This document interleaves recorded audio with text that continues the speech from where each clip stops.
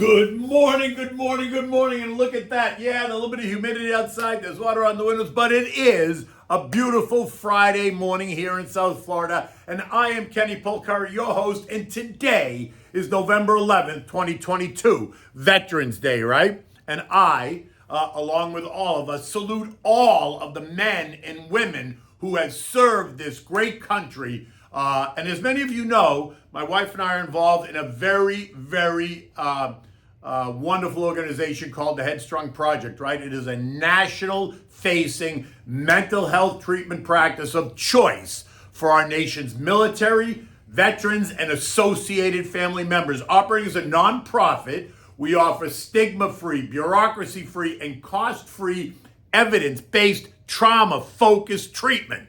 Currently, we're treating more than 1,500 veterans a month in over 44 states across the nation. If you'd like to help me out today and support this organization, I know I don't ask for much, but you can click to donate, right? You can go to the getheadstrong.org website and click on the donate button, and our veterans, myself, my wife, would be very appreciative. Okay, so what do we have for dinner tonight? We're going to try the Italian wedding soup as a first course for your Thanksgiving dinner. It's always a great course. But next week, I'm going to give you the raviolis because that's also a good first course. In any event, yesterday, like I said, it was going to be all about the economic data now that we get the election kind of behind us. And that data point was going to be the latest CPI report. And there was speculation all day, all morning, that it was going to come in with a 7 handle on it. Now, look, I told you I was with the 8 handle camp. And that's what it did. It came in with a 7 handle. And then we would see the markets rally. We would see analysts and members of the administration tell us what a great job they're doing, that the Inflation Reduction Act is working. How great is that? Well, the CPI did surprise. And the month-over-month increase was only up 0.4% versus the expected up 0.6.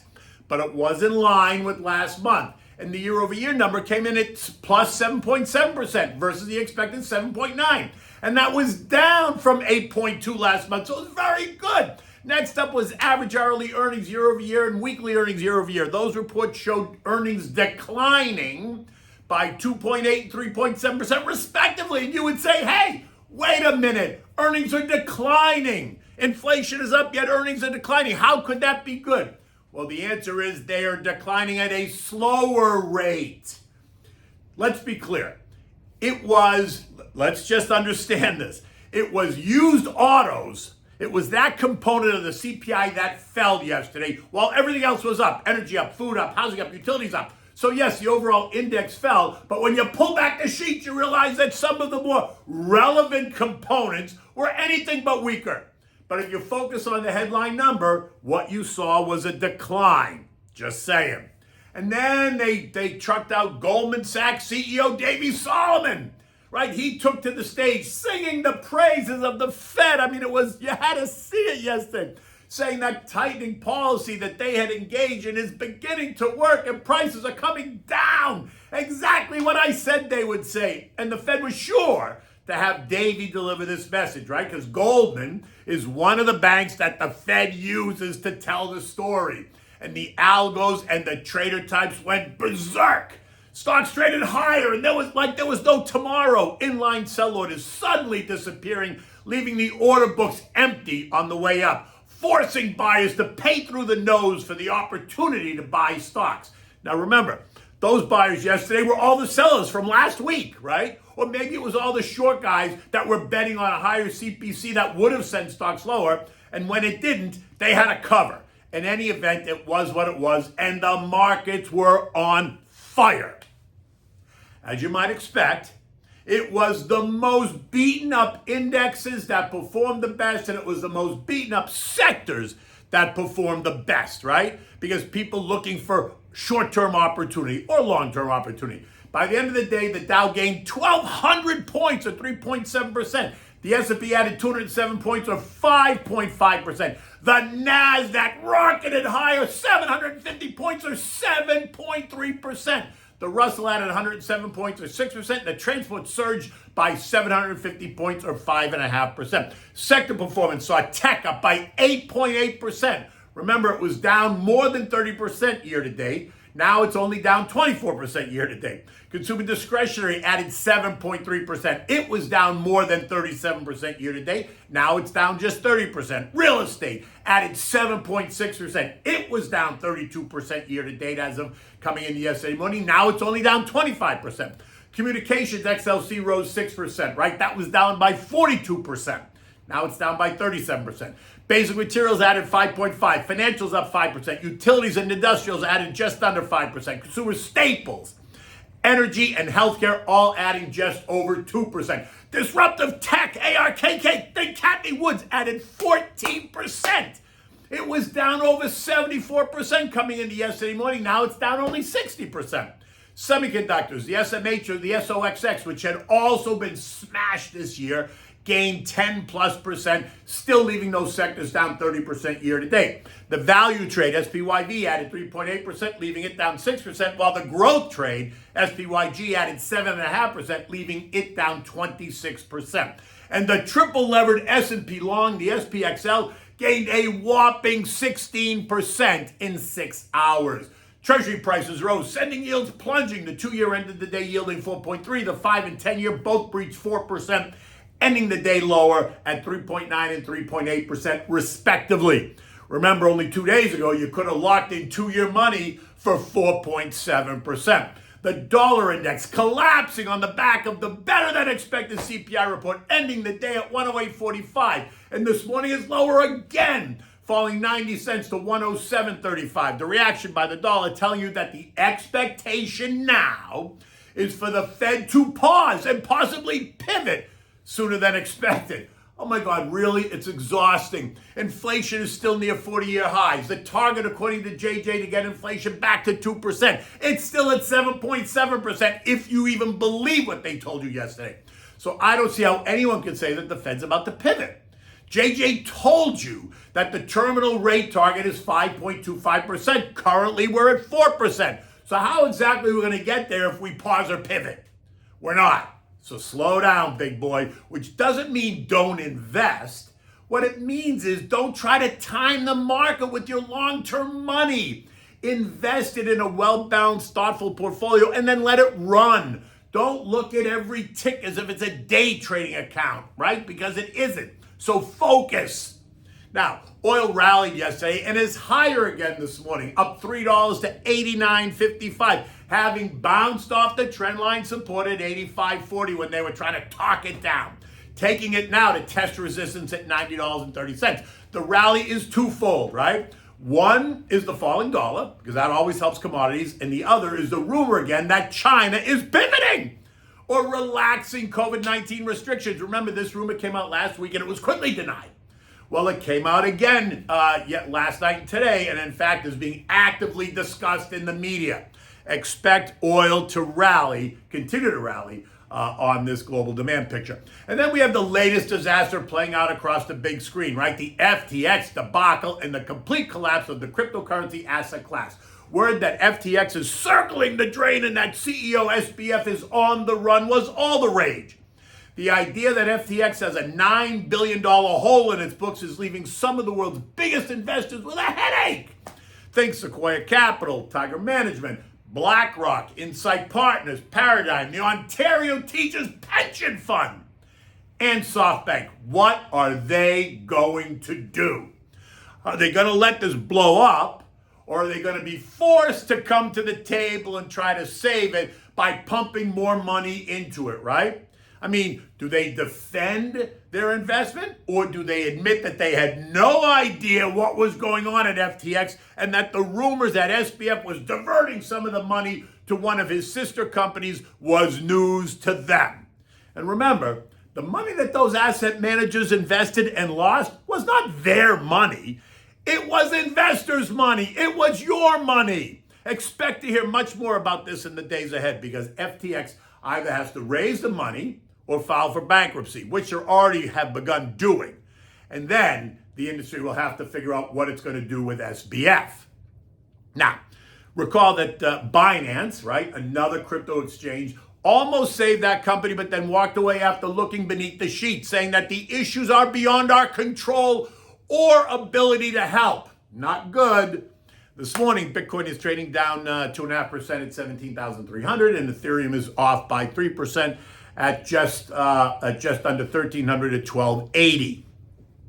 On the political front, right, the country is still in the dark. The House is still in limbo, with the GOP having 211 seats and the Dems having 192. The number to hit is 218 in order to take majority. And while the expectations are for the GOP to take the House, the votes are still not in yet, right? And the Senate is now down to 4 races. Georgia, we already know, is going to a runoff on December 6th, while Arizona, Nevada, and Wisconsin remain in purgatory, unable to count their mail-in ballots with any surety, which says volumes about what the heck has been going on in those states. I mean, look, this is 2022.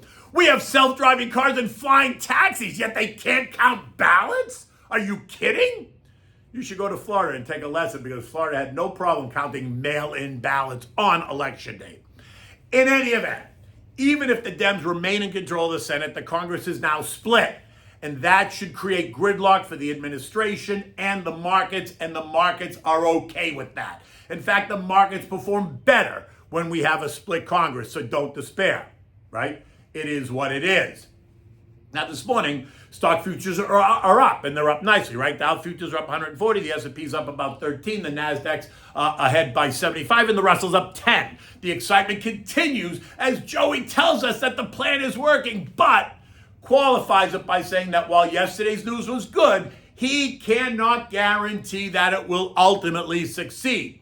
But he has a plan, and the new Congress should work to implement his ongoing large fiscal spending packages in order to bring inflation down. I mean, whatever. It's exhausting. Fed speakers yesterday were clear. They want to see several consecutive months of lower inflation before they even consider changing the narrative, right? Webster's defines several as more than 3, but not too many, which is defined as a majority or a large number, right? So that means that the next 3 reads on inflation, which takes us to February, right, is what they're going to be looking at. Well, what happens if the December read is up? Then we have to start all over again, right? Because it negates the several consecutive months. I'm just saying that 1 month does not make a trend. A trend is defined by months of data. The way we saw inflation rise for 11 months before they decided to retire the word transitory or temporary. 11 months was absolutely a trend. Eco data today is about the University of Michigan sentiment surveys, all very nice, but insignificant in my opinion at this moment. The next data point to watch is going to be Tuesday's producer price index, as that details the cost that manufacturers have to pay at the producer level. Estimates also suggest that we're going to see a rise in the month-over-month top line and on the core line figures. And as you know, it takes 4 to 6 weeks for higher prices at the producer level to find their way into the consumer level. So if PPI is higher on Tuesday, then the possibility exists that next month's CPI, the December report, will be higher. But we have time to consider that. Next week is also going to bring us retail sales, industrial production, capacity utilization, housing starts, and building permits, all which will speak to the housing market, right? European markets are up this morning, all by about 0.5%. Investors in Europe are celebrating the weaker U.S. CPI read and the idea that China is easing COVID measures. News that the UK is on the brink of a recession is all the rage across the UK after the preliminary estimates showed that the UK economy fell by 0.2% in the third quarter, leaving the Bank of England to forecast the start of a rather long recession. Last night, the S&P closed at 39.56, up 208 points. It was a great day for sure. But remember, inflation is still an issue, and JJ's been very clear about that narrative. Talk of a 6% terminal rate is now being bandied about a bit, but no one really wants to go there, at least not yet. Remember, there are some economists who say that the terminal rate has to be higher than the inflation rate in order to kill inflation. And unless the CPI suddenly plunges, then my guess is that the Fed is going to have to keep pushing higher. Again, I can't say it enough. With your long-term money, stick to the plan. Look beyond the next 6 weeks and instead focus on the next 6 to 12 months. Look at the mega cap multinationals that generate good cash flow, pay nice dividends, and can weather the storm, right? Considered a well-balanced portfolio. Remember, you want to overweight what? The stuff that people need. Energy, healthcare, consumer staples, utilities, and some big mega cap names that haven't gotten, arbitrarily mispriced. And you want to own, but underweight the stuff that people want. Okay, so now it's time for an appetizer portion, or not an appetizer, the first dish for your Thanksgiving dinner.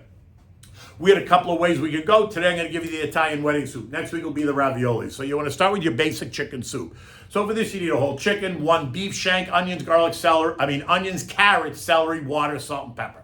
You want to rinse the chicken, remove the innards from the cavity. Rinse the beef shank, place it both in the pot, fill it with water. Now add the chopped veggies, right? Season with salt and pepper, bring it to a boil. If you want to, you can add a cube of chicken broth. Once it boils, turn the heat to medium-low. Let it simmer for about 1.5 hours. Turn the heat off. Remove all the meat and allow it to cool. So you want to take out the beef shank and the chicken pieces.